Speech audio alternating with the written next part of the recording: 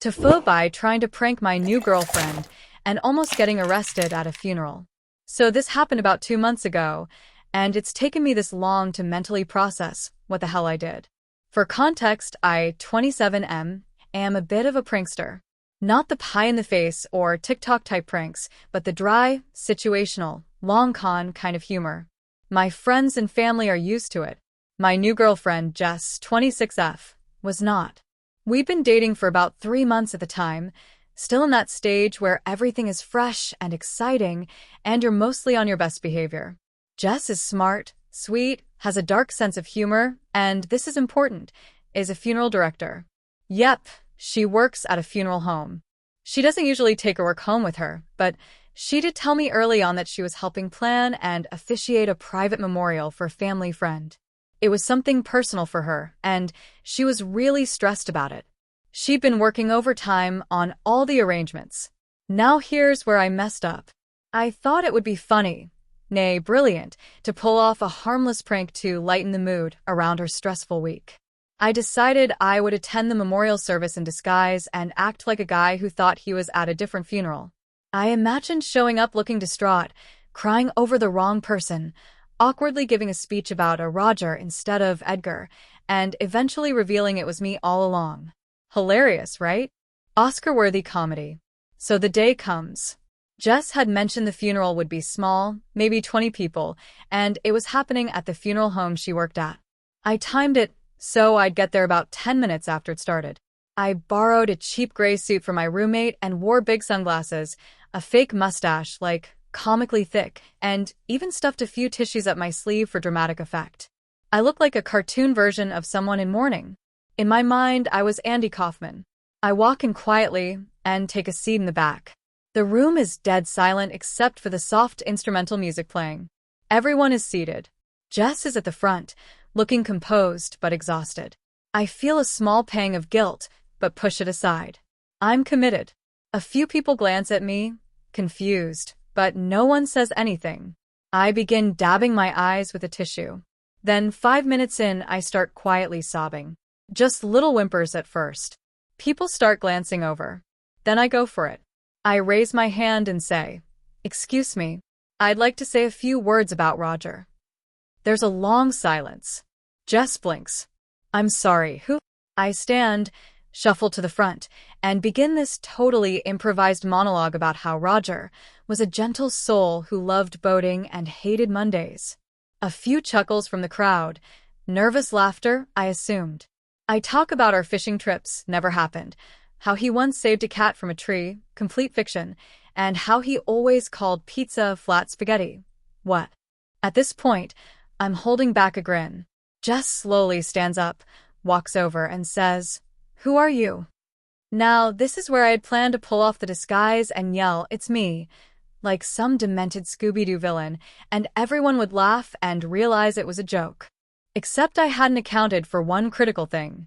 I was in the wrong room. See, Jess works at a funeral home with multiple viewing rooms. Her memorial service for Edgar was in room B. I had wandered into room A, where a real funeral was being held for an actual person named Richard, whom I'd somehow renamed Roger in my head. None of these people knew who I was. I had just walked in off the street, cried like a lunatic, and gave an unhinged eulogy for someone I never met. As I'm standing there at the podium with every eye on me, Jess bursts into the room from the hallway. Her face is a mix of panic and murder. She grabs my arm and hisses, "What the F*** are you doing?" The room erupts into chaos. A woman near the front starts crying harder. A man stands up and starts yelling, "Who the hell is this?" A teenager takes out his phone and starts recording. Jess drags me out by the elbow, like a bouncer throwing out a drunk at 2 a.m. I try to explain, still in character, but she cuts me off with a whisper shout, "You absolute idiot. This is Richard's funeral. Edgar's is next door." I took off the fake mustache and tried to explain, but it was like trying to put out a fire with a teacup. Jess was livid.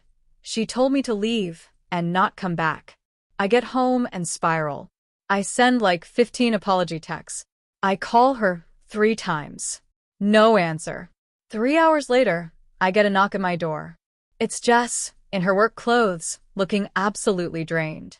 She tells me that Richard's family almost called the police but decided against it after Jess vouched for me and told them I was just deeply confused and on a new medication. She had to sit through the rest of the service knowing her boyfriend had just hijacked a funeral like a deranged improv actor. We sat on the couch and had the talk. I told her everything. She didn't say much. Just sat there, staring at me like I was a different species. Eventually, she said, "You can't prank me anymore. Ever. Ever again." Then she added, "And if you ever show up to my work in costume again, I'll kill you and prep your body myself." We somehow stayed together. 2 months later, we're still dating, and she's starting to laugh about it. Sort of. But the story has now reached her coworkers, her family, and apparently Richard's family too, because last week I got a handwritten letter from someone named Susan that just said, "Roger sounded like a great guy. Thanks for sharing." I still cringe when I think about it. But at least I'm banned from pranking for life. If you enjoyed the video, don't forget to leave a like and subscribe to the channel. It helps the content grow and motivates me to create even more great videos. Turn on notifications so you don't miss any new uploads. By the way, I'm curious, when do you usually watch my videos?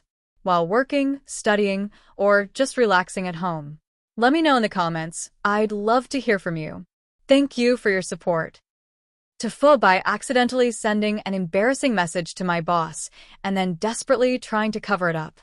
So, I've never been a huge fan of technology, and I've never been great at keeping my professional and personal lives separate. I know, that's probably something I should have learned a long time ago, but I've always just been a little too comfortable with my phone and emails. The following is a cautionary tale of how one small mistake spiraled into one of the most embarrassing moments of my adult life. It all started on a Tuesday morning when I was in the middle of responding to some urgent emails. I had just finished a call with a client and was about to send a quick follow-up when my phone buzzed. It was a message from my best friend, Mark, who had been texting me about something ridiculous he saw online. It was one of those memes that were so stupid they were almost funny, but, it was still early and I needed a distraction. So I quickly tapped open the message, read it, and laughed out loud in my office. You know the kind of laugh where you can't help but snort because you're trying to suppress it? Yeah, that's how bad it was. I didn't want anyone in the office to think I was slacking off, so I hurriedly typed a reply to Mark. I remember typing, "That's so dumb. I love it. I bet my boss would love this one too. Maybe I'll send it to her during the meeting later." Now, here's where everything went horribly wrong. My phone has this feature where it auto-completes your recent contacts at the top of the screen when you start typing out a message. And because I was so distracted by Mark's message, I wasn't paying attention. I hit send and immediately thought, that's going to be a great laugh later. But then, a few seconds later, my phone buzzed again, and my stomach dropped. It wasn't Mark who had replied. It was my boss, Jessica. I had accidentally sent the meme to her and the message, "I bet my boss would love this one too. Maybe I'll send it to her during the meeting later," was sitting there, taunting me with its utter idiocy. In that moment, I froze. I just stared at the message for a full minute, hoping maybe the universe would let me undo the mistake. But of course, it didn't. I had to think fast. Now, I know what you're thinking. Why didn't you just apologize and explain yourself right away? Trust me, that would have been the best move, but I didn't have the courage to face the immediate consequences. Instead, I tried to pretend it wasn't a big deal. I panicked and immediately typed another message that said, "Oh, my mistake. That was meant for a friend, not you," and hit send as fast as I could. I thought maybe, just maybe, it could go unnoticed if I acted casual about it. But Jessica didn't reply for a while, and that made things worse. When you don't get an immediate response to something like this, it's never a good sign. The silence was unbearable. I started overthinking everything. Maybe she was offended. Maybe she thought I was being sarcastic. Maybe she was already drafting my termination letter in her head. My anxiety was off the charts. Then, a few minutes later, I got another message from Jessica. My heart dropped even further. Interesting choice of words. "Is everything okay, my name?" I swear to God, I thought I was going to pass out. I quickly realized that, at this point, there was no way to cover it up. She had seen right through my lame attempt to dodge the issue, and I knew that my only option was to address it head-on. So, I took a deep breath and responded with what I thought would be an honest, professional explanation. Jessica, I'm so sorry. That was a total mix-up. I was texting my friend Mark, and I meant to send that message to him. It was supposed to be a joke about a meme he sent me, and I didn't realize I had sent it to you. I really respect you, and would never say anything inappropriate like that. Please forgive me. You know when you type something and then immediately regret it? That's exactly how I felt after I sent it. It sounded so rehearsed, so awkward, like I was trying too hard to dig myself out of a hole. But it was too late to take it back. Seconds felt like hours as I waited for her response. My hands were shaking. I was convinced she was going to fire me on the spot, or worse, tell HR. I started thinking about all the possible ways this could completely derail my career. I could already see the conversation. Yeah, my name is great at his job, but he also sends weird texts about memes to his boss. So, we're gonna have to let him go. After what felt like an eternity, the little bubble appeared that said she was typing. My mind raced with every possible response, ranging from "that's unprofessional" to "you're lucky I'm not HR." But when she finally hit send, her message read, "Thank you for clearing that up. Just be careful about what you send next time. Okay? I'm glad it wasn't anything worse. And as for the meme, I think it's pretty funny too. Let's just keep it to our personal texts, alright?" I was absolutely floored. I had braced myself for a lecture or worse, but instead, she was surprisingly understanding. Maybe a little too understanding, if I'm being honest. Maybe I had just dodged a bullet, or maybe I had seriously misjudged her. Either way, I was relieved, though definitely still mortified. The rest of the day was a blur. Every time my phone buzzed, I immediately assumed it was some follow-up to the awkward exchange. But no, Jessica never mentioned it again. I made sure to keep all my personal texts to Mark and the rest of my friends strictly between me and my phone, keeping them out of my work life entirely. As for Jessica, well, we've moved on and I've learned my lesson. I'm a lot more careful about what I send and who I send it to. I've even gone so far as to double-check the recipient of every single message now. But that day will live in infamy in my memory, and I'll never forget the sheer terror of realizing I had sent a stupid joke about my boss to my boss. TLDR, accidentally sent a message meant for my friend to my boss, panicked, tried to cover it up, and almost got fired. Thankfully, she was cool about it, but it was still the most embarrassing thing that's happened to me at work. This happened a few months ago, and my blood pressure still spikes thinking about it. I'm a 29-year-old guy living in a quiet suburban neighborhood. I work remotely, keep to myself, and generally try not to be the kind of neighbor people gossip about. That all went to hell on a Tuesday afternoon in the dumbest way imaginable. So here's some important background. I had just gotten a new smartwatch. I won't name the brand, but it's one of those fancy ones that tracks everything: heart rate, steps, sleep, and even has fall detection. You can probably see where this is going, but I promise you, it gets way worse than that. That day, I decided to finally try out the guided workout feature on the watch. I'd been putting it off for weeks, but I figured, hey, I've got time. Why not get in shape? The workout I picked was a hit session titled Mountain Mayhem. It sounded motivational. It sounded like something someone with a six-pack would do. I had no business attempting it. I didn't realize until I started that it included a lot of burpees, sprints in place, and this one move where you essentially throw yourself on the ground like you've been sniped, then get up and jump. It's intense. Within minutes, I'm panting like a dying vacuum and sweating like a guilty man on trial. Now, this is where the watch's fall detection comes in. It apparently couldn't tell the difference between me doing rapid chest-to-floor movements and me having a cardiac event. It buzzed once. I ignored it. It buzzed again. Then I got a text from my emergency contact, my sister. "You okay? Your watch said you fell?" I started typing all good, but before I could hit send, the watch apparently decided I was unconscious and auto-dialed 911. I didn't even notice it had done this, because I had taken the watch off mid-set to mop up my sweat and thrown it on the couch. So while I was in the middle of flopping around like a dying fish on my living room floor, the The watch was sitting there, unresponsive, helpfully telling emergency services that I was in grave danger. Now, I live in a very quiet suburb. Nothing exciting ever happens here. So when dispatch got that emergency ping, they sent everyone. First responders, fire truck, and because I wasn't answering my phone when they tried to call back, a police cruiser. Sirens, and everything. Here's the part that lives rent-free in my nightmares. While all this was happening, I had headphones in. Big, noise-canceling, workout-type headphones. So I didn't hear the sirens. I didn't hear the knocking. I didn't even hear the door get kicked in. Yes, kicked in. Apparently, I had locked my front door, so the responders, believing they had a cardiac arrest situation on their hands, broke down the damn door and charged into my house. That was the exact moment I had just finished my last mountain climber and collapsed, sweaty and shirtless, on the rug in a pool of my own effort. So when I finally took off my headphones and turned around, I saw two paramedics, a firefighter, and a cop standing in my living room. I screamed. One of them screamed. It was chaos. The firefighter nearly hit me with a defibrillator before realizing I was very much alive and extremely confused.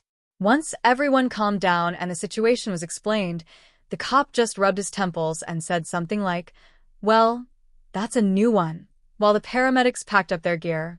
I apologized profusely, which would have been more effective if I hadn't looked like a sweaty gremlin who'd just risen from the depths of hell. But we're not done. Because the sirens had been blaring, and this is a nosy neighborhood, at least half a dozen neighbors had gathered outside, craning their necks and whispering. By the time the emergency crew left, with me apologizing so hard I almost sprained something, the story had already mutated. One neighbor asked me later if it was true that I'd had a seizure and fought off the paramedics. Another heard I'd been found unresponsive and naked. I was shirtless. Big difference.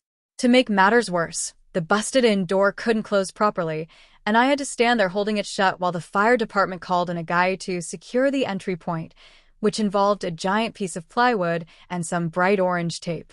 My house looked like a crime scene for 3 straight days. My sister still brings it up every time we talk. My coworkers, who follow me on social media and saw my post about accidentally triggering a SWAT-level response with burpees, now refer to that type of workout as cardio break-in. And my neighbors? I've become that guy. The weird recluse who triggered a full-blown emergency because he was too out of shape to survive a fitness app. The kicker? My smartwatch recorded the entire workout as a light activity and only credited me with 92 calories burned. 92. So yeah. To fool by trying to get healthy and instead getting publicly humiliated, destroying my front door, and achieving suburban infamy. On the bright side, nobody doubts that I live alone anymore, or that I need to take it slow when it comes to mountain-themed fitness. To fool by going on a date with a girl I barely knew and accidentally setting her house on fire. So this happened about a month ago, and I still can't believe how things turned out. I've been thinking about posting this for a while, but I figured maybe someone out there will relate to just how badly things can go wrong in the most mundane situations. Let me give you some context. I met Sarah on a dating app. She seemed cool, and after a few conversations, we decided to meet up in person. We had a pretty basic first date. Dinner at a nice restaurant, a few drinks, some light conversation. Nothing crazy, just getting to know each other. I thought it went well, and so did she, apparently. We had a pretty good chat about our interests, hobbies, and where we grew up, and she even mentioned that she was a pretty good cook. Now, I don't know about you, but I love food. I don't care what it is, I'm game. So when she suggested that we could grab some drinks and head over to her place for a nightcap, I was all in. She was living in a townhouse not far from where we had dinner, so it was convenient, and I figured a quiet night might be nice after a long day. We got to her place, and things started off pretty chill. She offered me a drink, and we made our way into her kitchen where she was going to mix something special for us. She had a really cozy place, and honestly, it felt like she had everything together. She told me she was working on some new recipe ideas, and I was genuinely interested, so I asked if I could help her with anything. She grinned and said, "Actually, I was thinking of doing a little experiment in the kitchen. I've been trying to perfect this candle-making thing, and it could be fun to do it together." I was slightly confused, but mostly intrigued. Who doesn't want to try making their own candles? It seemed like one of those quirky, cute date ideas. So, she led me to the back of her kitchen, where she had a small setup. Wax, wicks, scents, all the usual candle-making stuff. She was really into it, talking about how therapeutic it was for her, and how she was hoping to sell her candles online one day. Now, here's where things started to get a little weird. She pulled out what looked like a small double boiler and set it up on the stove. She explained that we needed to melt the wax first, and then pour it into the molds. Fine, no problem. But here's the thing, I'm not exactly the most kitchen-savvy person. I know how to microwave some frozen food and maybe make a sandwich, but when it comes to anything more complicated, I'm lost. She handed me a smaller pot and asked me to pour some wax into it so I could start melting it while she prepared some scents. I was a little nervous, but I didn't want to look like an idiot, so I tried to act casual. I set the pot on the stove and turned on the burner, like I'd seen people do on TV. In retrospect, I should have paid more attention to what I was doing. But hey, she seemed like she knew what she was doing, right? A few minutes later, I realized I had made a mistake. The wax was starting to smell wrong. It wasn't the pleasant, sweet fragrance I was expecting, but something burnt and rancid. Sarah was still busy in her corner, preparing the scents, so I thought, maybe it's just part of the process. I kept stirring, hoping it would go away. But the smell got worse, and that's when I noticed something. Smoke was rising from the pot. I froze for a moment, unsure of what to do. Was this supposed to happen? I thought maybe the wax was just getting a little too hot, but I didn't want to freak out and ruin everything. I quickly grabbed the handle of the pot, ready to take it off the burner. That's when the situation went from bad to catastrophic.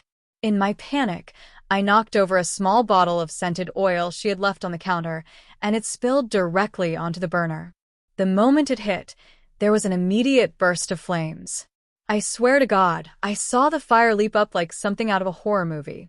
The fire quickly spread to the nearby towels, and before I knew it, the entire stovetop was engulfed.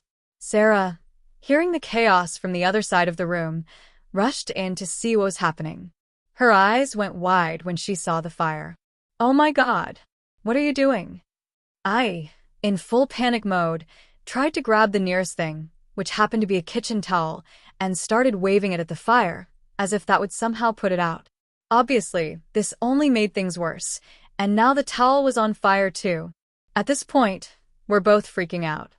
She yells at me to grab the fire extinguisher, and I'm running around like a chicken with its head cut off, trying to figure out where the hell she keeps the damn thing. I finally find it in a cabinet under the sink and, in the process, knock over a few more items, adding to the chaos. I grab the extinguisher, pull the pin, and start spraying foam everywhere, but it's not doing enough to put out the flames. The fire is still raging, now climbing up the kitchen cabinets. In a desperate move, Sarah grabs her phone and calls 911.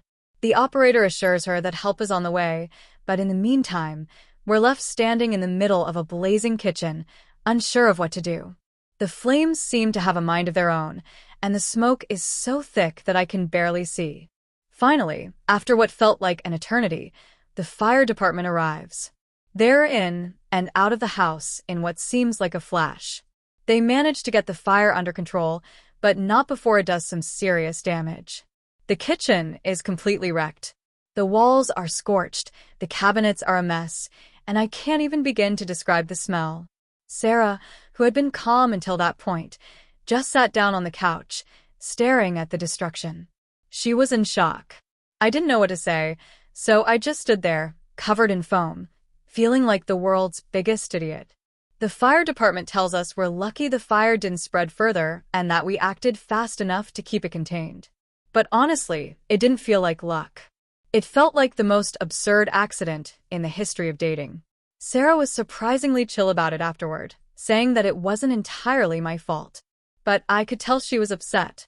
She kept making jokes like, well, at least the date will be memorable. But I could tell she was mortified. We ended up sitting in the living room while waiting for her insurance to kick in. I kept apologizing over and over, but she just shook her head. We didn't see each other after that night.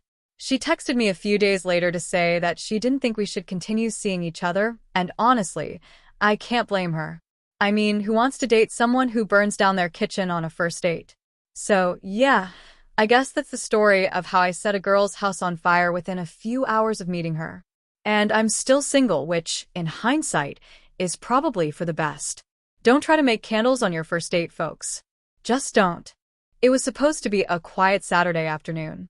I had plans to relax, catch up on some much-needed sleep, and maybe finish a book I had been trying to get through for weeks. But as with most of my life, things rarely go as planned, and what started as a peaceful day ended up with me in the hospital and my dignity in shambles. It all began with a simple trip to the local grocery store, which I'd convinced myself was necessary for the sake of dinner that night. I had the whole evening planned, a home-cooked meal, a cozy blanket, and binge-watching my favorite series. The perfect, no-drama Saturday. Little did I know that a bag of flour would be the catalyst for my downfall. I grabbed my reusable shopping bag and made my way to the store. It wasn't a huge chain or anything fancy, just a regular neighborhood grocery store. The kind of place where you can usually find half-empty shelves and questionable produce, but it's close enough that you don't care. I grabbed a cart and started my journey through the aisles. I needed a few basic items: pasta, some fresh vegetables, and flour for the homemade pizza dough I had planned to make later. Flour. The most innocent thing in the world. Or at least, that's what I thought. I found the flour aisle, which was practically empty, save for a single bag of the stuff on the top shelf. Now, I'm not the tallest guy in the world, but I'm not exactly short either. I'm around 5 feet 9 inches, so reaching things on high shelves is usually no problem. But on this particular day, I felt the overwhelming need to prove something to myself. It was as if the universe had whispered to me, "You can do this. You are capable of reaching that bag without any help." So I decided to stretch. I leaned into the cart and stretched my arm up, trying to balance myself on my toes. At first, I felt confident, like really confident. I even gave myself a little mental high five. But as I reached farther and farther, my foot slipped on the smooth floor, and suddenly, the weight of my body was pushing me farther forward than I could recover from. In that split second, I realized that I wasn't going to be able to stop myself from falling. The next thing I knew, I was on the ground. Not in some graceful, controlled fall, mind you, but in a full-on disaster. I managed to crash into the shelf of flour bags, sending an avalanche of them tumbling down onto me like I was trapped in some twisted, white powdery nightmare. In a flash, the floor around me was covered in a fine layer of flour, and I could feel the cold, dusty weight settling on every inch of my body. I lay there for a moment in disbelief. My hand was still gripping the now emptied shelf, and I couldn't understand what had just happened.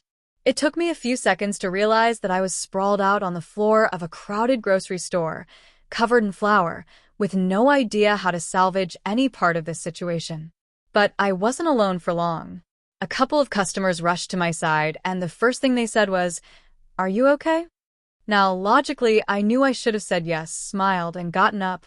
But no. Instead, my brain malfunctioned. I wasn't sure if I was embarrassed or in pain, but what came out of my mouth wasn't the simple, "I'm fine," I should have uttered. Instead, I blurted, "I didn't think this would happen." And they just stared at me. I tried to get up, but my legs were tangled in a mass of flour bags that had scattered in every direction. I kicked them away one by one, feeling the absurdity of the situation setting in. "This is fine," I muttered, a little too loudly, hoping to ease the awkwardness. I was wrong. It only made the whole thing worse. Should we call someone?" the older lady asked. Her voice trembled just enough to let me know she was unsure whether she should be concerned or just laugh. But the truth was, I was more embarrassed by the situation than injured. Nothing was broken, but my dignity was now in multiple pieces scattered around the aisle with all the flour. I finally managed to get to my feet, dusted myself off, and surveyed the mess I'd made. The floor was covered in flour. There were bags all over the place, and a few had broken open, spilling their contents onto the shelves and other customers' carts. I looked around the store and noticed that the chaos I'd created was now drawing the attention of nearly every single person there. And then, of course, someone had to laugh. A loud, unmistakable laugh rang out from the other side of the aisle. It was a man in his mid-30s, and he had clearly witnessed my entire fall from grace. He laughed so hard that he doubled over, clutching his stomach. "I think you broke the flower aisle," he managed to choke out between fits of laughter.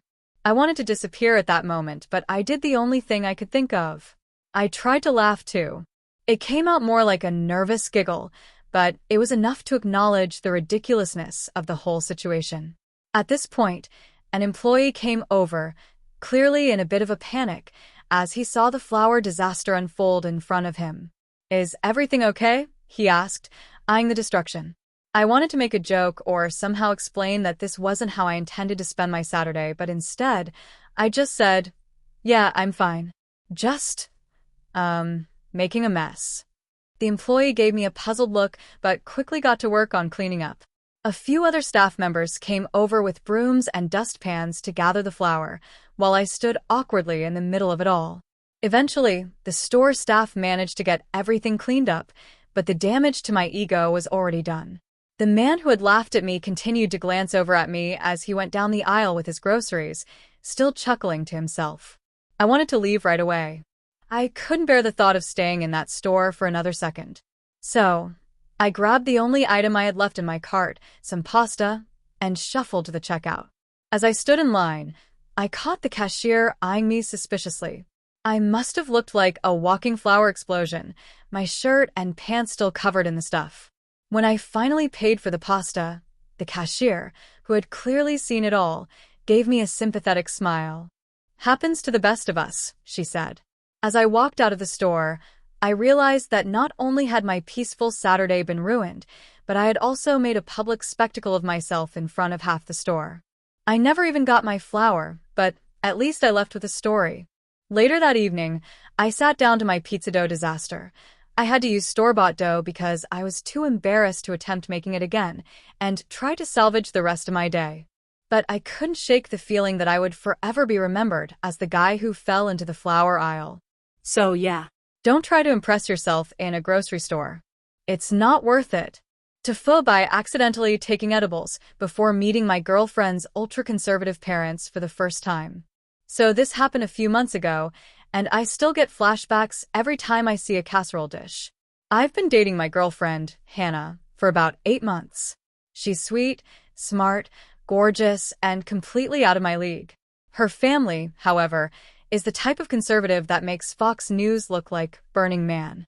I'm talking Sunday service, no dancing under my roof kind of energy.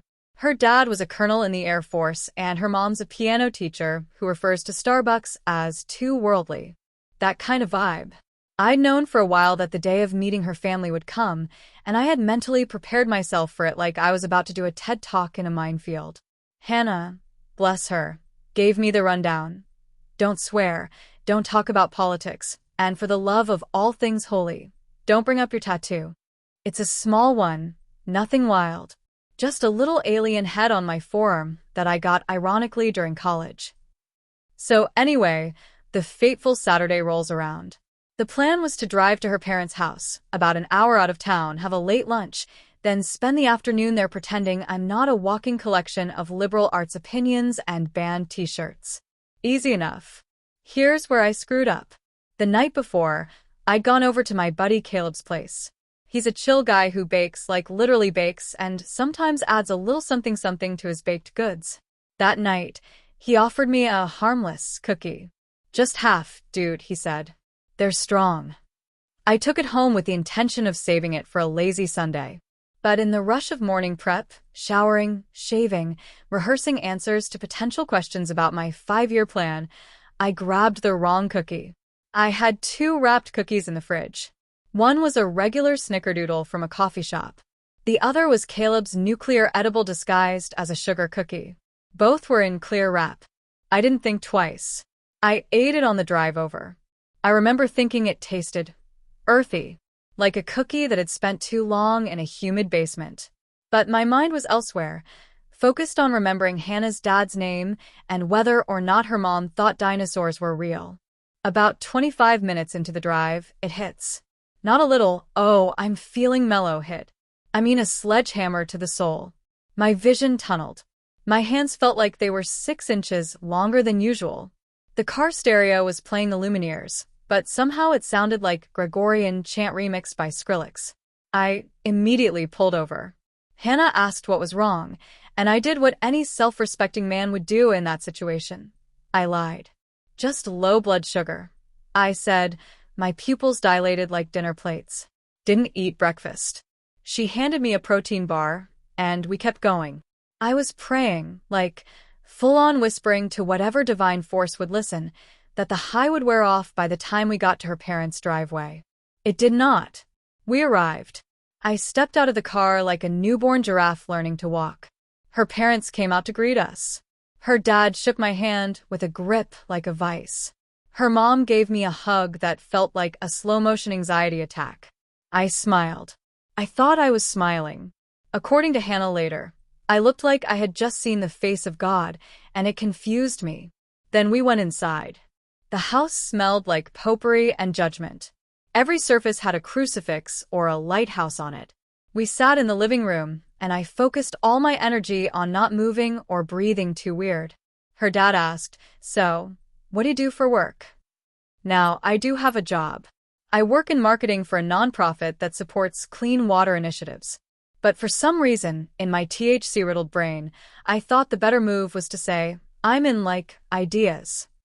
Like advertising, he asked. I nodded slowly. Sort of. But like, clean advertising. Ethical thoughts. Her mom offered me iced tea. I said, thank you, Mrs. Hannah, which is not her name. Lunch was even worse. It was some kind of casserole with little bits of tuna in it. I was so hyper-aware of chewing that every bite sounded like wet gravel in my skull. At one point, I became convinced the casserole was alive and trying to escape my fork.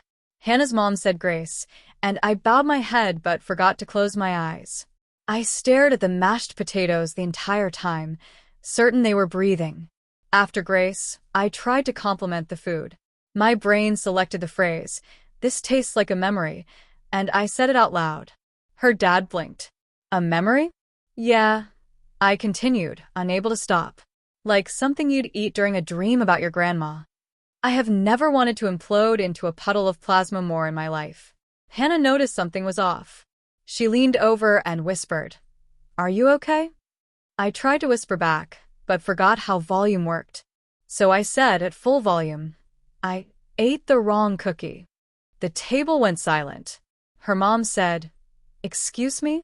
And I, a complete idiot, clarified, "I think I'm on drugs." Her dad stood up. Hannah whispered, "Jesus Christ," and I laughed because that name was everywhere in the house. Her mom started asking if I needed water or a priest. I honestly couldn't tell. We left shortly after that. Hannah drove. The entire car ride back was just her saying, "Oh my God," over and over while I stared out the window trying to remember if birds were real. It took a full week for Hannah to forgive me. Her parents think I'm a troubled soul, and I don't think I'll be invited back for Thanksgiving or any other day that ends in Y. Moral of the story: always label your cookies. TIFU by trying to impress my girlfriend's dad with a homemade beer and accidentally drugging the entire neighborhood. So this happened about a week ago, and I'm still getting side eyes from half the block. I, 27M, have been dating my girlfriend, Hannah, 26F, for about a year. She's wonderful, and her parents are cool too, especially her dad, Dave. Dave is a total beer snob. The man brews his own stuff, judges regional competitions, and has a fridge entirely dedicated to IPAs. I wanted to impress him. Big mistake.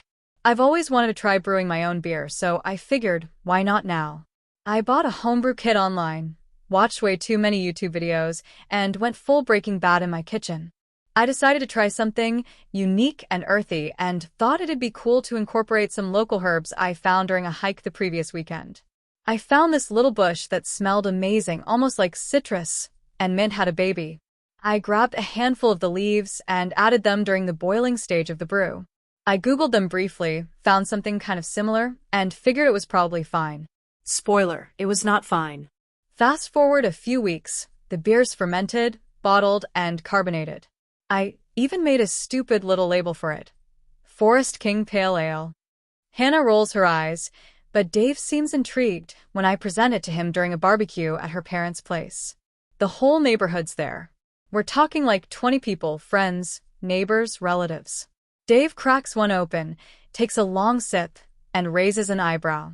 That's interesting, he says, which in beer language can mean anything from "this is pond water" to "I can't feel my face." Everyone's curious, so he starts handing out bottles. People drink it. Some love it. Some just politely sip. Me? I'm floating, proud as hell that I might have actually pulled this off. Then things get weird. About 20 minutes in, people start acting off. First it's subtle. Someone giggles at a completely unfunny joke. Another guy stares at the trees like they're telling him secrets. One woman is just rubbing the grass and whispering, "It's so soft." Dave starts singing an Irish sea shanty while pouring beer on the grill to bless the fire. Hannah pulls me aside, eyes wide. "What the hell did you put in that beer?" I tell her about the herb I found. She makes me show her a picture. She disappears inside with her phone for a few minutes, then comes out looking like she's seen a ghost. "That's wild dogga," she says. Now, I'd never heard of wild dogga before, but apparently it's also known as lion's tail and has mild psychoactive properties. Mild if you smoke a little. Less mild if you boil IT and dump IT into 5 gallons of beer. At this point, half the neighborhood is tripping. Someone is trying to climb a tree to be closer to the moon. A retired dentist is giving an impromptu TED talk about how colors have flavors. Dave is still singing sea shanties, but now he's crying. I think someone called a raccoon their spirit animal. Paramedics were called. Not by me. I was too busy trying to talk down a teenager who was convinced the barbecue grill was a portal to the astral plane. Thankfully, no one was seriously hurt, but a few people needed fluids, and one guy had a panic attack because his shadow was following him too aggressively. The worst part? Since this was all during a neighborhood event hosted by Hannah's parents, everyone knew where the beer came from. A cop on scene, a neighbor, naturally, asked me if I was trying to recreate Burning Man in a cul-de-sac. Dave, for his part, was actually kind of impressed once he came down. Said it had a bold character. But Hannah's mom is still not speaking to me. Word spread fast. Our local next door exploded. Posts ranged from, "Do we need a permit to serve hallucinogens now?" to, "Anyone know where I can get more of that Forest King stuff?" I think I accidentally started a microbrew cult. To fix things, I went to every house, apologized in person, and brought store-bought craft beer as a peace offering. Most people were gracious. One elderly woman winked at me and said it was the most fun she's had since Woodstock. Another handed me back an empty bottle of my own brew and said 10 out of 10 would transcend again. Hannah? She's forgiven me, kind of. We've agreed that my brewing privileges are revoked indefinitely. Dave keeps joking that he's entering my beer into a local, experimental brew contest. Honestly, he might win. So yeah. I tried to impress my girlfriend's dad with homemade beer and instead accidentally dosed the neighborhood. TIFU by pretending to be Australian for an entire work contract and getting invited to an Aussie family reunion. This all started because I had a bit of an accent when I first joined my current job on a remote contract. I'm not Australian. I'm from Michigan. But I studied abroad in Sydney for 6 months during college and came back with a weird, half-baked accent that would pop up when I was nervous or had too much coffee. During the onboarding video call, I guess I must have been jittery and talking fast because my new team lead, Carla, immediately said, "Oh, you're Australian?" Instead of correcting her like a normal, sane person, my brain short-circuited and I said, "Yeah, from Melbourne," because I panicked and didn't want to seem weird. It was meant to be a one-off thing. I figured we'd get through the call, and I'd just drop the accent over time and chalk it up to Zoom audio quality or something. Wrong. Carla was thrilled.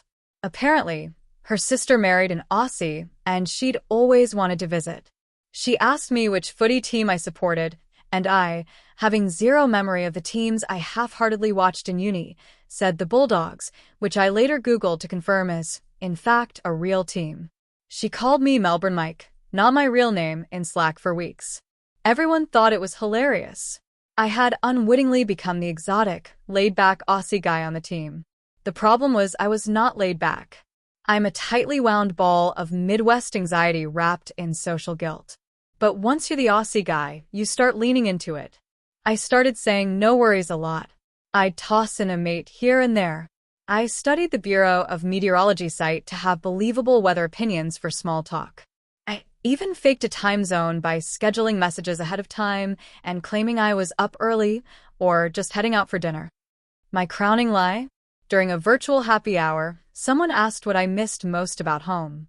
I said me mums Anzac bickies, which I thought was both specific and obscure. Someone actually mailed me a package of them a week later, and I had to pretend I hadn't had one in years while eating it on camera. The contract was originally for 3 months. It got extended, then extended again.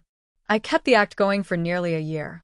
I was always remote, always calling in from Melbourne, and because of COVID and shifting policies, there were never any in-person meetings.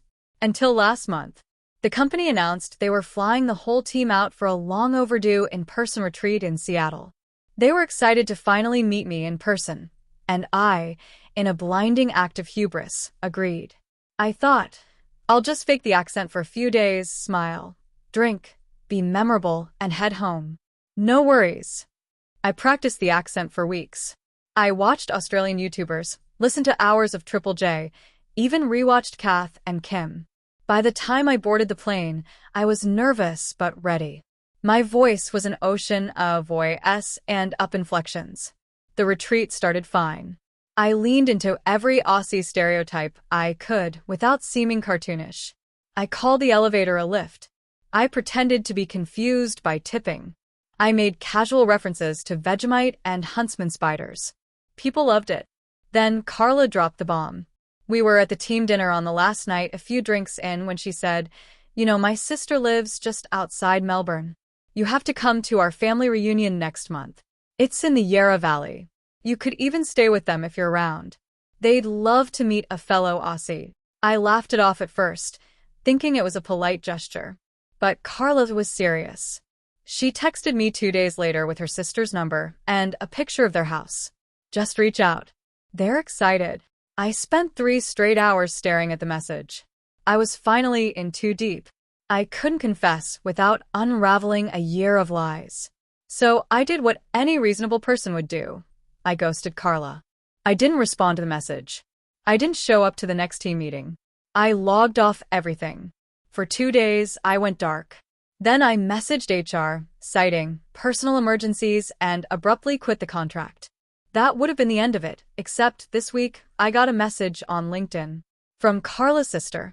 It turns out Carla had given her my name, again, not actually Mike, and she found me. Her message was cheerful. She said she hoped everything was okay, that they'd love to meet up if I was back in Melbourne. Except I'm in Ann Arbor, surrounded by snow, nowhere near a kangaroo. So now I'm spiraling, wondering if I've accidentally catfished an entire family across hemispheres. I've deleted LinkedIn, blocked Carla, and changed my Slack profile picture. I'm living in digital witness protection. And yet, somewhere deep inside me, a voice still whispers in an awful, exaggerated accent. She'll be right, mate. She will not be right. I ruined a job, possibly traumatized a family, and for what? Anzac biscuits and a nickname in Slack. I've learned my lesson. Never impersonate a nationality unless you're ready to meet their relatives. Hey, friends. If you enjoy this content, don't forget to like the video and share your thoughts in the comments. We really want to know what you like and what can be improved. What do you think of the video? Are there any topics you'd like to see in future videos? Your feedback really helps us get better. Thanks for being with us. So this happened last week, and I'm still doing damage control. A little background. I live in a fairly quiet suburban neighborhood where everyone kind of knows each other, but not too well. We wave, occasionally exchange pleasantries, but for the most part, people keep to themselves. I, 34M, work from home in tech, and I rent the bottom unit of a duplex. The upstairs is rented out to a nice, but slightly paranoid older woman named Diane. Diane is in her 60s, retired, and very active in the neighborhood Facebook group.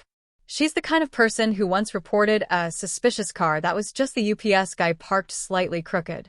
Anyway, my girlfriend had a friend who was moving to another country and needed someone to take her two parrots for a few months. Being the overly helpful idiot I am, I said yes.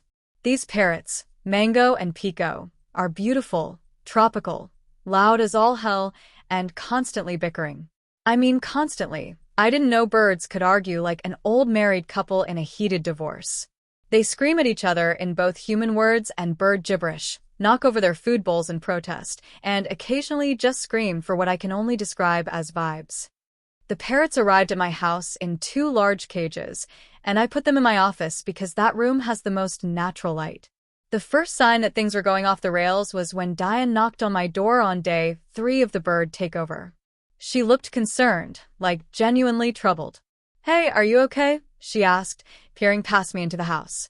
"Yeah, everything's fine," I replied, confused. "I've just been hearing yelling. And screaming. Like, angry screaming. It's been going on for hours every day." I laughed, probably too hard. Oh. "That's just the parrots. They're dramatic." Diane did not laugh. Oh. "Okay. Well, just checking." I figured that was the end of it. I even invited her in to see the birds, but she politely declined and left. A few more days passed. The parrots started getting more comfortable in their new environment, which meant more screaming. One of them started yelling and "Oh, stop it," repeatedly. I assume he picked that up from his previous owner yelling at him for chewing wires. The other responded with "I hate you," over and over again.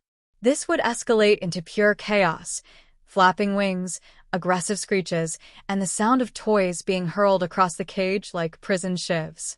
Then things got really weird. Last Thursday, I was working in my office when I saw flashing lights outside. I assumed it was construction or maybe a broken water line. Then I heard heavy knocking at my front door. 2 uniformed police officers. One male, one female, both looking very serious. "Sir, we've received a report of ongoing domestic disturbances at this address. We need to ask you a few questions." I blinked at them, utterly confused. "Disturbance? No, I live alone." Wait. Is this about the birds?" The officers looked at each other. The female officer said, "We got a report that there are unusual animal sounds, yelling, and what was described as high-pitched fighting." I invited them in. I showed them the parrots, who of course had decided this was the perfect time for a synchronized screaming match. Mango yelled, "Help me," followed by Pico squawking, "I'll kill you." The officers were visibly startled. I tried to explain the situation, that I was bird-sitting, that these parrots were just weird, that no actual murder was happening on the premises. They took some notes, looked around, and said they'd have to file a report just to be safe, but that I didn't seem to be doing anything illegal. They did, however, advise me to maybe keep the windows closed and to avoid any further confusion. So I thought that was the end of it. Oh, no. The next morning, I discovered that someone had anonymously posted in the neighborhood Facebook group warning about suspicious activity involving exotic animals and potential animal cruelty. The post described daily screaming matches and possible forced fighting. It ended with a cryptic, "If you see something, say something." The post included a blurry photo of the side of my house. My house. I was being accused of running an illegal parrot fight club. My phone started blowing up with texts from the few neighbors I knew, all versions of "Dude, what the hell is going on at your house?" One person offered to rescue the birds. Another person, who I have never even spoken to, left a passive-aggressive note on my porch that read, "There's a special place in hell for people who profit off animal suffering." So I did what any rational person would do. I made a full post in the same neighborhood Facebook group, complete with photos of the parrots in their pastel-colored cages surrounded by enrichment toys, explaining that they were rescues temporarily in my care, that they were just loud, and that no animals were being harmed. Most people were understanding, but a few remained skeptical. Diane hasn't spoken to me since, and I caught her taking another photo of my house yesterday. I don't know if she's building a case or just documenting evidence, but either way, I'm probably on some kind of bird-related watch list now. I have 3 more weeks of this bird-sitting gig. 3 more weeks of living in a suburban true crime podcast. The worst part? I think the birds are enjoying the attention. This happened a few years ago, but I still wake up sometimes wondering how I let it get so out of control. Back then, I was burnout. Work was frying my brain. My social life was non-existent, and my sleep was just me staring at the ceiling at 3 a.m. questioning my life decisions. So, in a very cliché burnout move, I booked a spontaneous solo trip to a random chain of islands in the Pacific that I found on a subreddit about places that change your life. I figured I'd go off-grid, detox from my screen addiction, eat some fruit, maybe find myself, or at least get a tan. The island I chose wasn't completely off the map, but it was remote enough that the resort I booked had no Wi-Fi, and the only way there was a 2-hour boat ride from the mainland. I was pumped. When I arrived, it was everything I hoped. Crystal blue water, a handful of overwater huts, and silence. Glorious, actual silence. For the first few days, I did nothing but swim, nap, and eat pineapples. On the third morning, I decided to venture inland. The resort concierge warned me not to go too far into the forest, not because it was dangerous, but because the terrain got tricky. But I had hiking boots and main character syndrome, so I ignored him. I figured if I followed the coastline, I couldn't get too lost. Wrong. So very wrong. I wandered off the path and got hopelessly turned around. My phone, which I brought purely as a camera, was already dead. By late afternoon, I realized I was lost. I decided to climb a ridge to get a better view, and that's when I spotted smoke. Not fire smoke, but like a cooking fire. So I headed toward it, thinking I might stumble onto a village or something. And I did. I came through the trees and found a small, peaceful-looking community. Maybe 30 or 40 people, most of them older, some children running around, thatched huts, hand-dug gardens, the works. They didn't look surprised to see me. In fact, they froze like I'd dropped from the sky. I felt awkward and apologized in English, but no one answered, just staring. I was dirty, sweaty, bleeding slightly from a thorn bush. One of them finally stepped forward, a man who looked like a grandpa you'd trust with your life, and touched my forehead gently, then dropped to his knees. Then everyone else did. I laughed. Like, full-on laughed because I thought I was being pranked. Then I realized they were chanting. A word I didn't know, repeated softly in rhythm. Tavare. Tavare. Tavare. Still thinking it was a misunderstanding, I tried to explain I was just a lost tourist, pantomiming, walking, and oops, and where's resort? They just kept chanting and looking at me like I was Moses with a day pass. Someone brought me a carved wooden seat and offered me a coconut.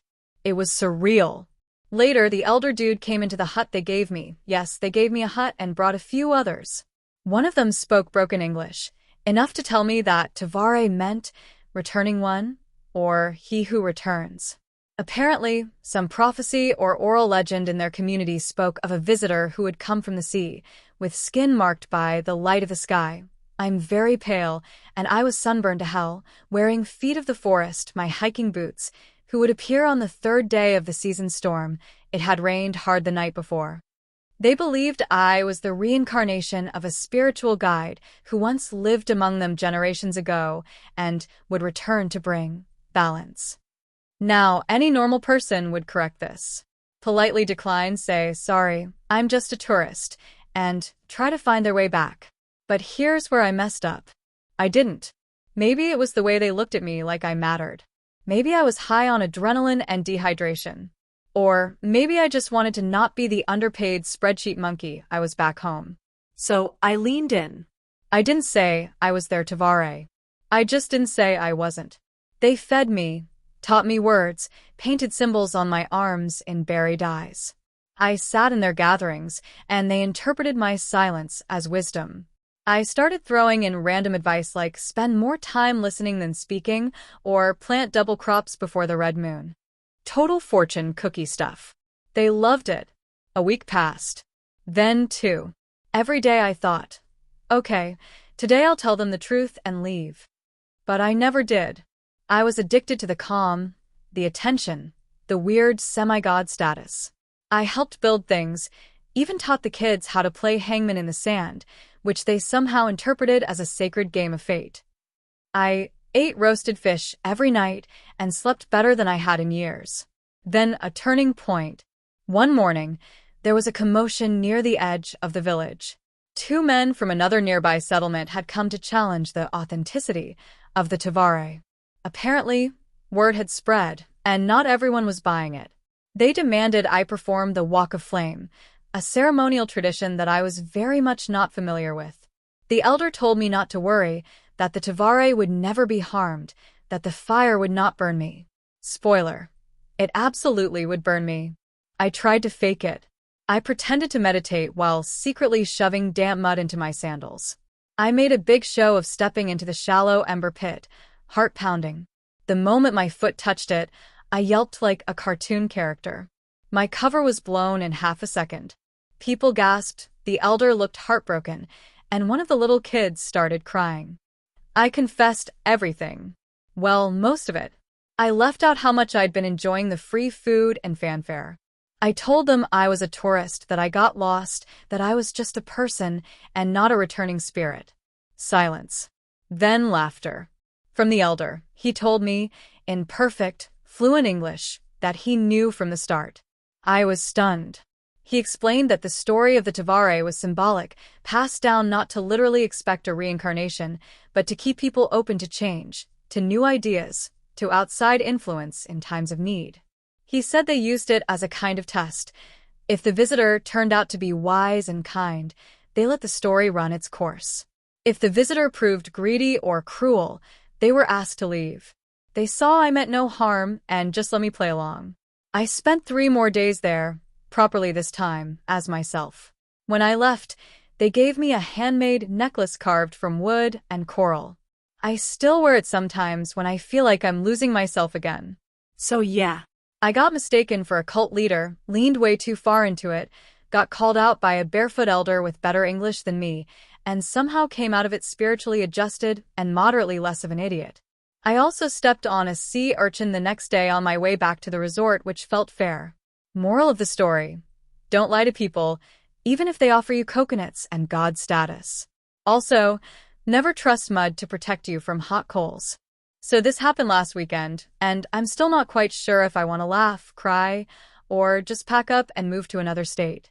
I, 27M, have been dating my girlfriend, Lena, 26F, for just over a year now. Things have been great. She's smart, funny, gorgeous, and I've seriously started considering long-term plans with her. But there's one small, furry hurdle that I haven't been able to clear. Her cat, Mr. Pickles. Now, Mr. Pickles isn't your average cat. He's a 15-pound Maine Coon with the confidence of a lion and the soul of a petty criminal.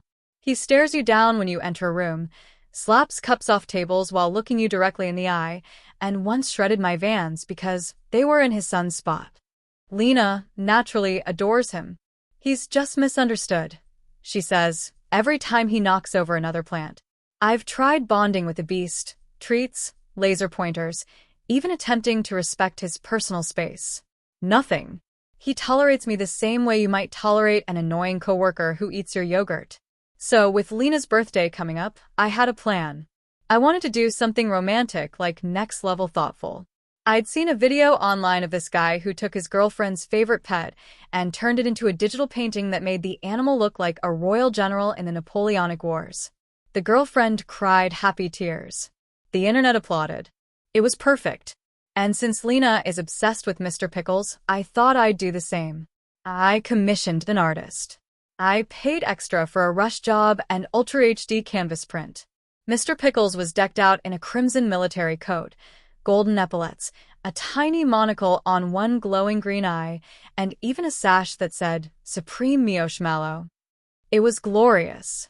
I wrapped it up and planned a big dinner with candles, a home-cooked meal, the works.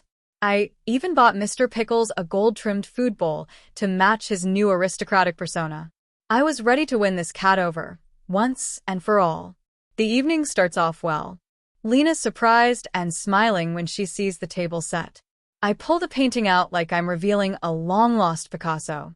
She gasps. Her hand flies to her mouth. I'm feeling proud. Mr. Pickles jumps onto the couch, eyes locked on the painting like he knows something's up. Then Lena starts laughing. Not like a chuckle. Full-blown wheezing, tears coming out kind of laughter. You made him look like Napoleon, she cackles. This is amazing. He looks so stupid. The cat did not like that. I swear on my entire bloodline that Mr. Pickles understood. He was being mocked. He narrows his eyes, turns his head to look directly at me, and lets out this low, guttural growl. Lena's still laughing, oblivious. I try to calm the situation with a bowl of gourmet wet food and my most soothing voice. Mr. Pickles, in response, does what I can only describe as a flying but slam off the counter straight into the painting. He crashes into it. The canvas falls face down. He bolts, leaving a trail of torn paper, claw marks, and one very noticeable dent where his face hit the frame. Lena gasps this time for real.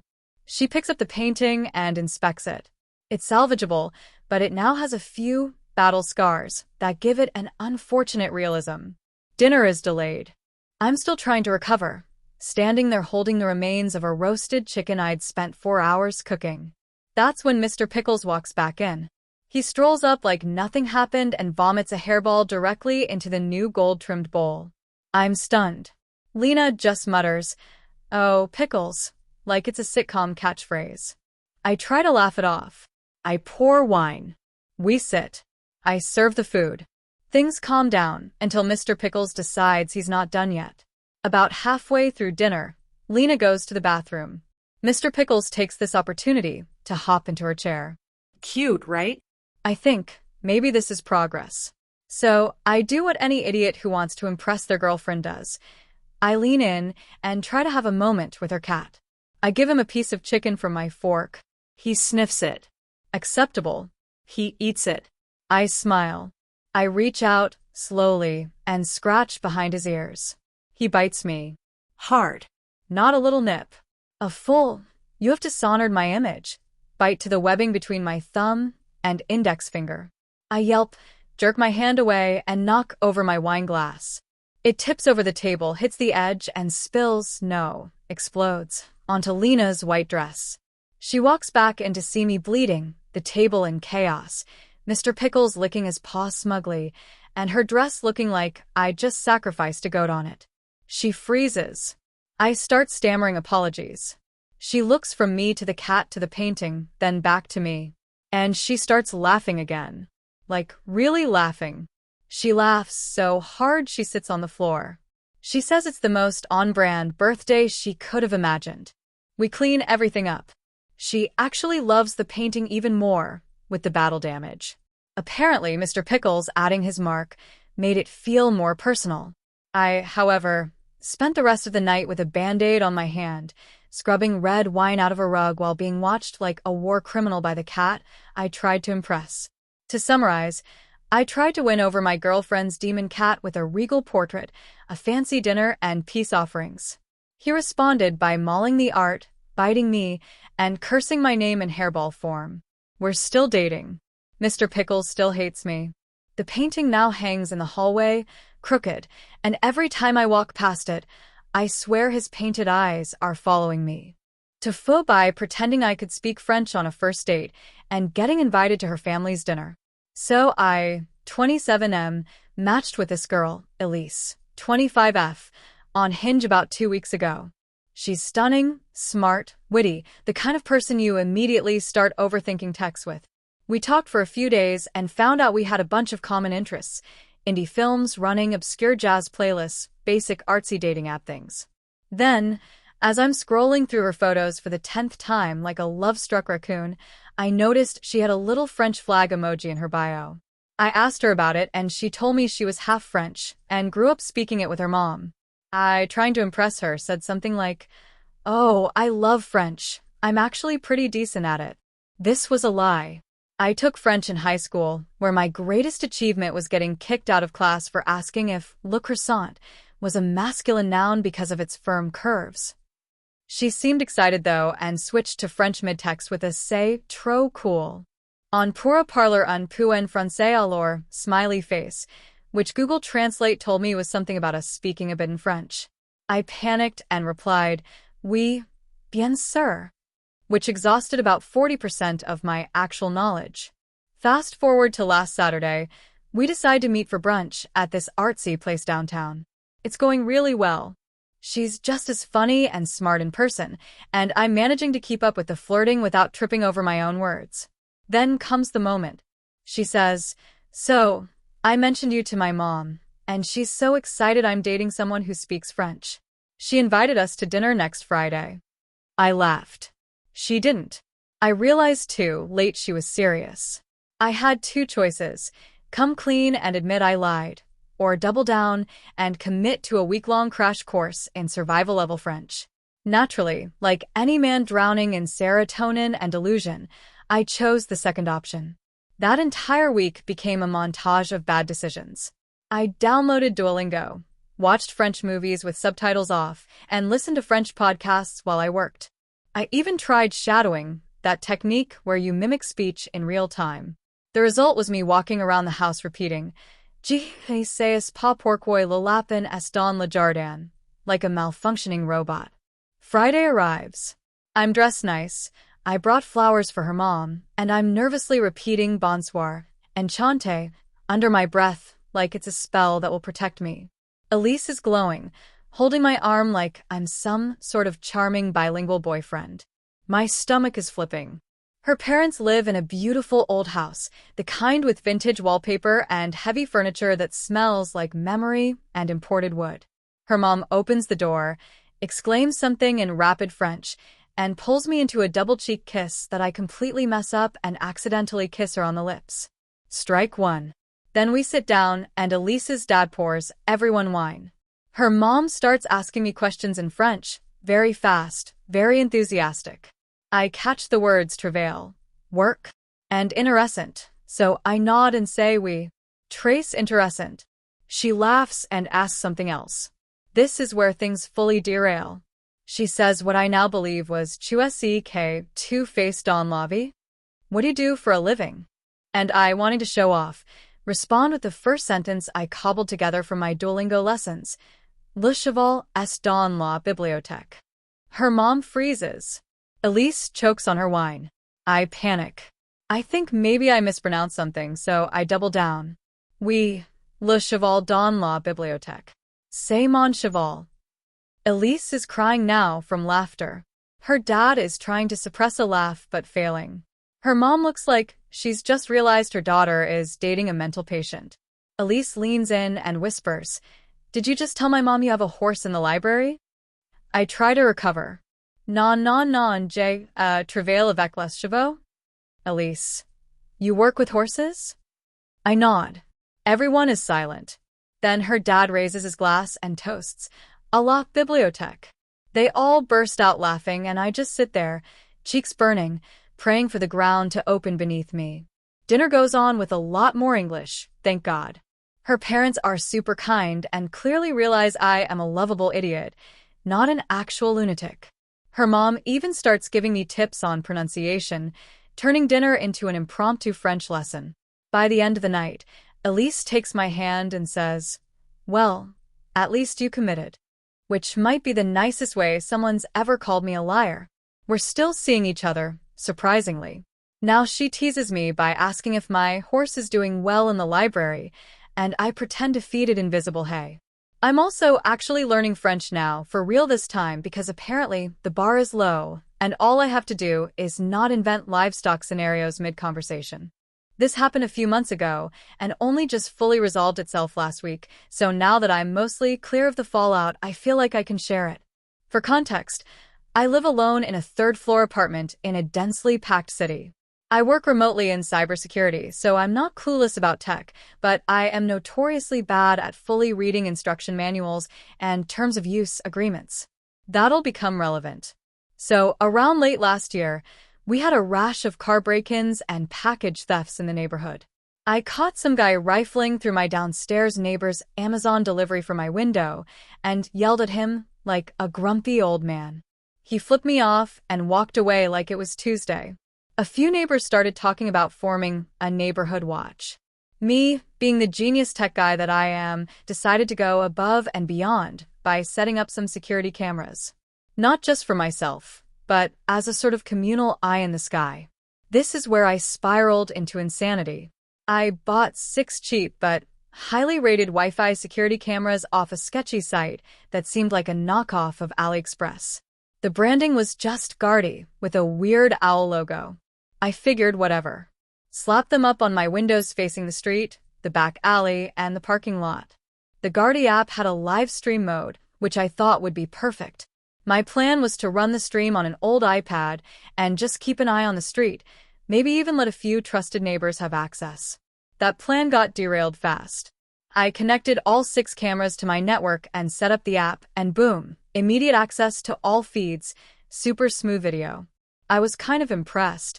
Even the night vision worked great. The interface was clunky, but functional. The cameras started recording automatically whenever they detected motion, and the app showed me dozens of clips within an hour. Pretty neat. Except, one night, while scrolling through the interface, I found a button labeled Enable Public Access. There was no explanation, no pop-up warning, just a little switch and a smiley face emoji. I was half drunk and curious, and I thought maybe this would let me share a stream link with my neighbors. So I clicked it.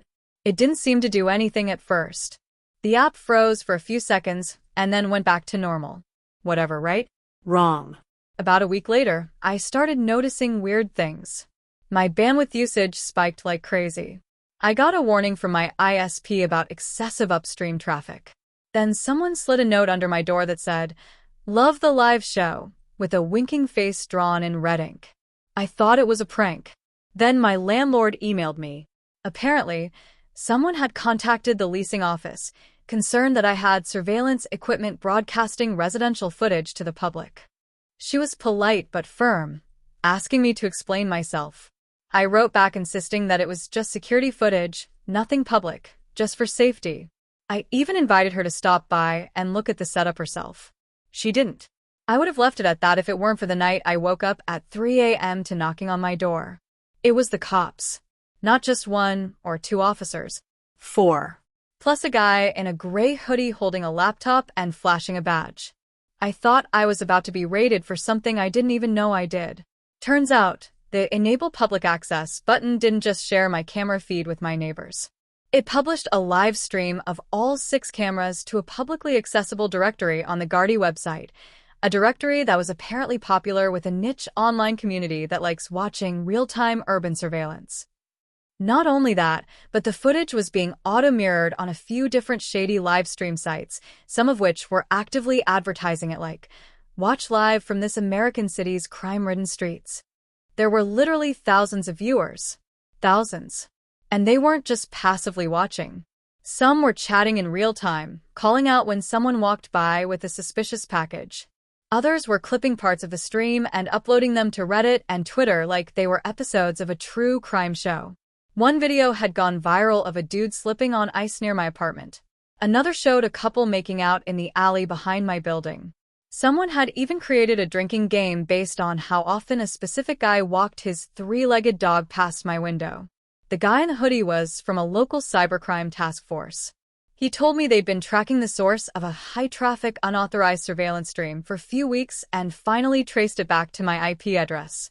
The main issue, they said, wasn't the streaming itself, which is legal if you own the footage and it's in public space, but that one of my cameras inadvertently caught part of a neighbor's window, and you could see inside their living room at certain times of day. That changed everything. Now it was a potential privacy violation. And the neighbor? He was pissed. Rightfully so. He thought I was spying on him.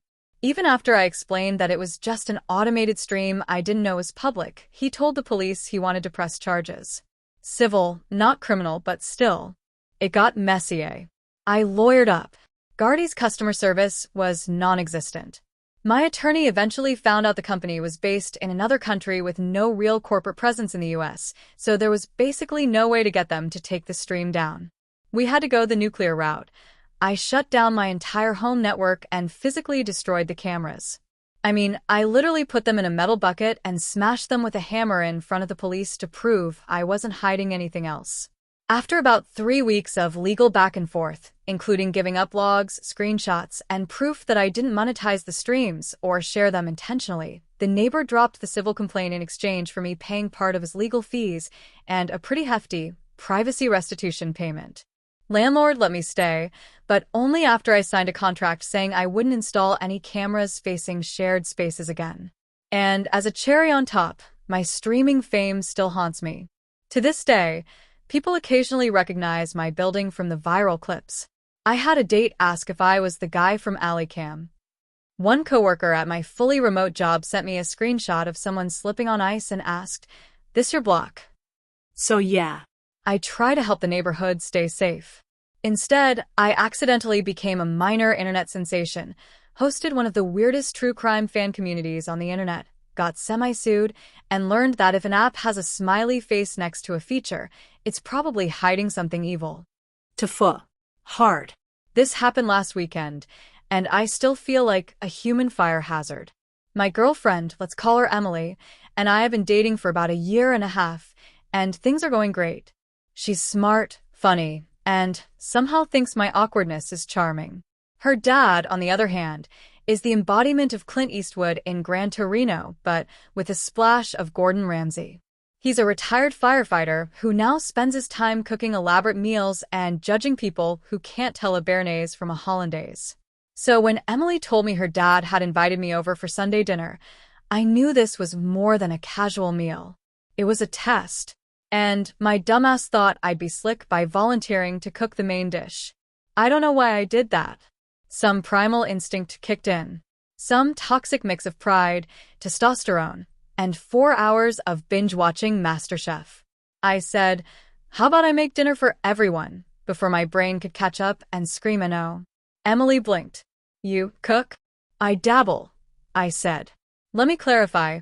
I dabble in microwave meals and have made exactly 2 successful pasta dishes that weren't just sadness noodles with ketchup. But now I was committed. Her dad looked intrigued. Sure. "Let's see what you got."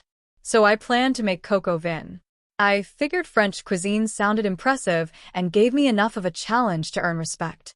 I found a fancy-looking recipe online with words like deglaze and reduction that made me feel fancy by association. I spent Saturday night studying YouTube videos like I was cramming for the SATs. Sunday arrives. We get to her dad's house, a beautiful 2-story suburban home with a pristine kitchen that looked like it had never seen a misplaced crumb. Stainless steel everything. Granite counters. A pot rack that made me feel inferior as a man. I get started. I'm chopping onions, trying to look confident. Her dad watches me like a hawk. The guy has arms like fire hydrants and eyes that say, "I've seen things burn." He doesn't say much, just grunts occasionally. Emily's off setting the table, blissfully unaware of my growing internal panic. Things go off the rails when I realize I forgot to bring pearl onions. These are apparently crucial to coq au vin. I improvise and use diced white onions. Crisis, one averted. Then comes the wine. The recipe calls for a whole bottle of red wine. I open the one I bought and pour it in. Her dad, eyebrows raised, says, "You sure about that?" "Absolutely," I lie. What I didn't realize is that I accidentally bought a sweet dessert wine instead of a dry red. I basically just made boozy chicken syrup. Still, I power through, hoping the flavor will magically fix itself. Now comes the part where you flambe the chicken. This is where things truly, irrevocably, spectacularly went wrong. I pour a little cognac into the pan to flambe. I've seen Gordon Ramsay do it. It looks badass. I light the match, touch it to the pan, and whoosh. A giant fireball erupts, like the pan just got possessed by the spirit of a dragon. I jump back, scream something unmanly, and knock over the bottle of cognac in the process, which spills directly into the open flame. Now the counter is on fire. Legit flames licking up the cabinets. Emily screams from the dining room. Her dad leaps into action like it's 1989 and he's back on the job. He grabs a fire extinguisher, because of course he has one mounted under the sink, and calmly sprays down the blaze like it's a backyard barbecue. Silence. Smoke is rising.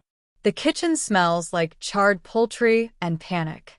Her dad turns to me, black soot on his arms, and says, "Well, you definitely cooked." I am mortified. I apologize about 42 times, offer to pay for damages, clean everything twice, and basically try to sink into the floor. Emily is somewhere between laughing and crying. Her dad, impressively calm, says he's just glad no one got hurt, but that I might want to stick to burgers next time. Dinner ends up being Chinese takeout. I spend the rest of the evening scraping burnt chicken off the stovetop while Emily's dad watches golf and mutters something about goddamn pyromaniacs. On the drive home, Emily turns to me and says, "You know, he actually liked you more after the fire." I blink at her. "Seriously?" Yeah. "He respects that you didn't cry or run out of the house. Plus, you took responsibility. That's big for him." So, in a weird, twisted way, setting the kitchen on fire might have actually worked in my favor? That doesn't mean I'm off the hook, though. I'm now banned from cooking unsupervised in his home for eternity. And every time we visit, he calls me Guy Fieri's evil twin. I'll take it. So this happened a couple months ago, but I'm still dealing with the social fallout, so it feels very current. For context, I, 25M, live in a very diverse city where hearing people speak multiple languages in a single conversation is normal. I speak English and a bit of high school level Spanish, but that's about it. Anyway, I matched with this girl on Hinge. Let's call her Lena, 24F. She's German, moved here about a year ago for her master's program, and in her profile she wrote that she loves deep conversations in German or English. I swiped right because she was gorgeous and mentioned hiking, and I lied a little bit and put fluent in German in my bio right before matching, thinking it might spark something. Immediately, she messages me, "Oh, du sprichst Deutsch?" "Oui schon." I respond with "Ja, ich liebe die Sprache," which Google Translate assured me was a good move. She seemed excited and started writing in full German. I panicked and said something like, "Haha, I've been speaking mostly English lately, so I'm a bit rusty, but I'd love to practice with you." She bought it. For the next few weeks, we texted mostly in English, with the occasional German word or phrase peppered in. I kept it vague. When she'd speak German, I'd say, "Oh yeah, that means insert vague summary, right?" And she'd be impressed. I thought I was a genius. We went on 5 dates. Everything was going great, and she never pushed the language thing too hard, until the 6th date. We were at this cozy little bar when she suddenly got a call and stepped out. She came back looking upset and told me her grandfather had passed away back in Munich. Naturally, I consoled her, offered support, etc. I didn't expect to see her again for a while, but 2 days later she texts me saying she's flying out in the morning and wants to see me that night. She tells me she really appreciated our connection and, get this, says her family would love to meet me while she's in Germany. I thought it was just a sweet sentiment, maybe something she said in grief. Nope. She sends me flight info. She actually booked me a ticket. Now, at this point, most rational people would have come clean and said, "Hey, I might have exaggerated the whole speaking German thing." But my idiot brain goes, "How hard can it be to fake this for a weekend?" So I thanked her, told her I'd be honored, and got on the plane. We land in Munich. Her parents pick us up. They're lovely, very German, and very not fluent in English. Lena is translating a lot at first, and I play the part of the quiet, grieving but respectful boyfriend. At one point her dad starts telling a story and Lena leans in and whispers, "You don't need translation, right?" And I smile and say, "No, I got the gist." I did not get the gist. I caught maybe 2 words and laughed when they did. It worked. But then we got to the funeral. It's a traditional Bavarian service. Emotional, quiet, very formal. I wore a suit that clearly made me look like I was part of the family. I sat beside Lena in the front pew. Her relatives kept nodding at me solemnly. One old man even shook my hand and said something that sounded really heartfelt. I just nodded slowly and said "Ja," with what I hoped was the correct amount of gravity. Then came the moment that torpedoed my existence. A woman, I later learned she was the deceased sister, gets up to speak, says a bunch of things in German, and then gestures toward me. People turn to look. Lena nudges me and whispers, "My aunt just said you're the perfect person to say a few words since Opa loved you even though you didn't speak much, just like him. Isn't that sweet? You can just say a few words about love or whatever." My blood went cold. I walk up to the podium like I'm being led to a firing squad. I look out at these mourning Germans who believe I am both grieving and fluent. I try to think of the most neutral, safe German words I know, which at that moment amounted to Wasser, Buck, and Bratwurst. So I open my mouth and say, Liebe und Family sind sehr gut, which means love and family are very good. That was the extent of my speech. Silence. Not even respectful silence. Asterisk confused asterisk silence. Then Lena laughs. Thank God. The others follow, thinking I must have been making a sweet joke. I bow my head like I just quoted Kant and return to my seat. You'd think I'd learned my lesson, right? Wrong. Later that evening, Lena's dad pulls me aside with a beer and starts talking, clearly getting more comfortable with me. He's speaking fast, laughing, gesturing a lot. I am nodding like my life depends on it. And then he looks me straight in the eye and says something that ends with verheiratet? I recognize that word. It means married. I assume he's joking. I laugh and say ja while raising my glass. He pauses, frowns a bit, then looks at Lena, then smiles. I find out the next day he thought I was proposing. Apparently, I agreed to marry Lena in front of her entire family. Lena was glowing. I was panicking. I spent the rest of the trip trying to subtly walk back a fake engagement without revealing that I didn't understand a single word anyone had said the entire time. By the time we flew back, Lena started to sense something was up. She finally confronted me after we landed, asking why I'd been so quiet and weird the whole trip. So I came clean. I told her everything. That I lied in my bio. That I used Google Translate. That I was just trying to impress her, and things spiraled out of control. She was silent for a while. Then she started laughing, like wheezing, doubled over laughing.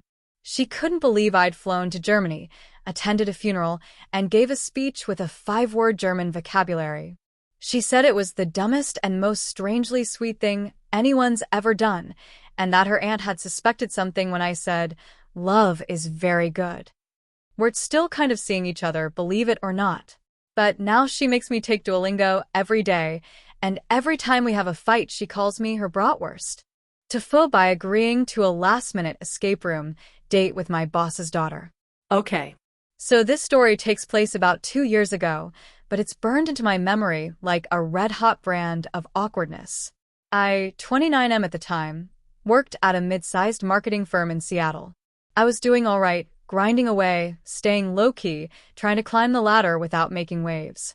One day, my boss, let's call him Frank, pulled me aside after a client pitch and said his daughter was new in town and didn't know many people yet. She's about your age, he said, smiling way too wide. Smart girl. You guys might hit it off. You like puzzles, right? Now, normally I'm not the type to get involved in this sort of matchmaking weirdness, especially when it involves my literal superior. But Frank had the sort of, I won't forget this tone in his voice. So against my better judgment, I said sure, I'd hang out with her sometime. Low stakes, right? Her name was Lily. She messaged me that night, super friendly, actually funny, and within 10 minutes of chatting she suggested we do an escape room. Not a coffee. Not a drink. An escape room. A horror-themed one. No less. I don't do horror. I jump when toast pops. But again, I was in too deep. Backing out now would be weird, and Frank had already told the office I was taking Lily out. Whatever that meant. So Friday night rolls around and I meet her at the escape room place, which is in the basement of a rundown strip mall on the edge of town. She looks great, casually confident, and I immediately realize this is more than just a hangout. She's dressed like she's expecting dinner after. I'm dressed like I'm expecting a paintball match. The escape room host is this overly enthusiastic guy who looks like he hasn't slept in a week. He goes full in character as some sort of deranged scientist, shoving a clipboard into my hands and shouting, "Find the serum before time runs out, or you'll rot from the inside." Cool. We get locked in the room, and it's immediately pitch black. Like, can't see your own hand black. Lily grabs my arm and laughs, like full-on grabs it, and I walk face first into a wall. Off to a solid start. Then the lights flicker on, and there's this horrifying animatronic body on the floor that starts screaming bloody murder. I jump. She laughs. I hit my head on a low-hanging pipe. Again smooth. The room is gross in the way only a fake hospital-themed escape room can be. Blood-smeared walls, rusted metal, flickering fluorescent lights that give me an instant headache. Lily is thriving. She's darting around, solving puzzles, opening hidden compartments, and making confident guesses. Me? I get stuck trying to open a cabinet for like 5 minutes before she tells me it's already unlocked. Halfway through the game, things go sideways. One of the actors jumps out from a trapdoor dressed like a plague doctor and shouts something about time running out. Lily screams and grabs me again, and in my panic, I somehow elbow her in the face. Not hard, but enough. Her nose starts bleeding. She laughs it off at first, says it's fine, but it's definitely not fine. The actor panics and breaks character. Over the loudspeaker, someone says pause the game, and the lights go up. They offer to stop the game, but Lily refuses, shoves tissues up her nose, and insists we continue. I'm mortified. I keep apologizing, but she brushes it off, saying she's had worse. So we push on. And here's where it goes from awkward to downright catastrophic. We get to the final puzzle. It's some complicated mechanism that requires syncing a heart monitor with a set of blinking lights using some sort of stethoscope. Lily's trying to listen to the fake heartbeat while I adjust dials. The actor-doctor is back now, looming over us like some deranged Batman villain. We're sweating. The time is ticking down. And in a moment of desperation, I shout, I think I got it. I did not have it. I twist the wrong dial and accidentally activate a secondary trapdoor that no one had mentioned. The floor beneath me literally opens, and I drop about 4 feet into a foam pit full of fake bones and cobwebs. I land badly, sprain my ankle, and yell something very uncool like, "Oh God, why?" Lily, to her credit, starts laughing so hard she's crying. Nosebleed still in full effect. I'm lying in a bone pit like a budget Indiana Jones, groaning in pain, while an awkward teenager in a lab coat tries to help me out with a broom handle. The room's timer hits 0. Siren sounds. You failed, the loudspeaker says. They help me limp out. Lily's holding her nose, still laughing, saying it was the best worst date she's ever been on. I'm trying not to die from embarrassment or pain. The guy at the front desk gives us a 15% off coupon for next time, which I immediately throw in a trash can on the way out. I offer to drive Lily home despite my ankle, but she insists she's good. She hugs me, wipes a bit of blood on my shirt by accident, and says, "This was fun. You're weird, but in a good way." I go home, ice my ankle, and debate moving to a new city. Now here's the cherry on top. Monday morning, I walk into work, limping, looking like I lost a fight with a chainsaw. Frank is already in his office. I figure I'll sneak in and avoid eye contact for a solid week. Nope. Frank sees me and waves me in. He grins and goes, "So, how'd it go with Lily?" I freeze. "She had a great time," he says before I can answer. "Said you were hilarious. A little clumsy, but she liked that." I mumble something and try to back out of the room. Then he says, I think you'd make a great addition to the strategy team." I blink. Strategy team equals big promotion. "You're creative," he says. "Think on your feet." Or off your feet, I guess, from what I heard. That's how I found out Lily had told her dad everything. The bleeding nose, the fall, the foam pit. Apparently, she framed the whole thing as a rom-com in real life. Frank thought it was adorable. So yeah, I accidentally injured my boss's daughter in a horror-themed escape room, embarrassed myself in 17 unique ways, and somehow ended up getting promoted. Life is weird. Thank you for watching until the end. If you enjoyed this video, don't forget to like and subscribe to the channel so you won't miss new videos. Also, leave a comment. I'd love to hear your thoughts. Your support and engagement mean a lot to me. See you in the next video.